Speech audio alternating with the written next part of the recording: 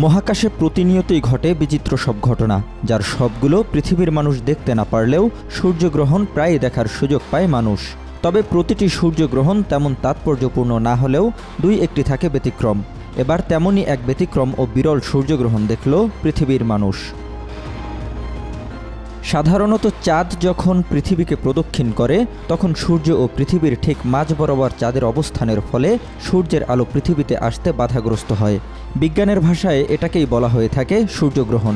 তবে কখনো কখনো চাঁদ এমনভাবে সূর্যকে ঢেকে দেয় যে চাঁদ ও সূর্যের সহাবস্থানের ফলে চাঁদের চারপাশে তৈরি হয় গোলাকৃতির একটি অগ্নিবলয়, যা সচরাচর সূর্যগ্রহণের সময় দেখা যায় না।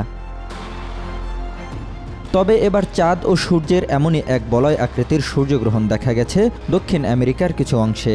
এই বছর চাঁদ পৃথিবী থেকে স্বাভাবিকের চেয়ে বেশি দূরে থাকায় চিলি ও আর্জেন্টিনার কিছু অংশে দেখা গেছে সূর্য থেকে আসা এক ধরনের আলোর বলয়। চাঁদ সূর্যের সামনে দিয়ে যাওয়ার সাথে সাথে বলয়ের আগে এবং পরে দৃশ্যমান হয়েছে একটি অর্ধচন্দ্রাকার সূর্য।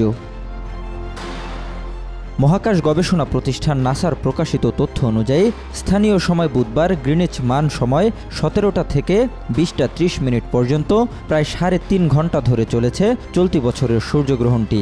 সূর্যগ্রহণের পথটি উত্তর প্রশান্ত মহাসাগরে শুরু হয়ে লাতিন আমেরিকার আন্দেজ ও পাতাগোনিয়া অঞ্চল অতিক্রম করে আটলান্টিকে যেয়ে শেষ হয়েছে। বলিভিয়া, পেরু, প্যারাগুয়ে, উরুগুয়ে, ব্রাজিলের কিছু অংশ, মেক্সিকো, নিউজিল্যান্ড এবং প্রশান্ত মহাসাগর ও আটলান্টিক মহাসাগরের বেশ কয়েকটি দ্বীপ থেকে আংশিক দেখা গেছে এই গ্রহণ।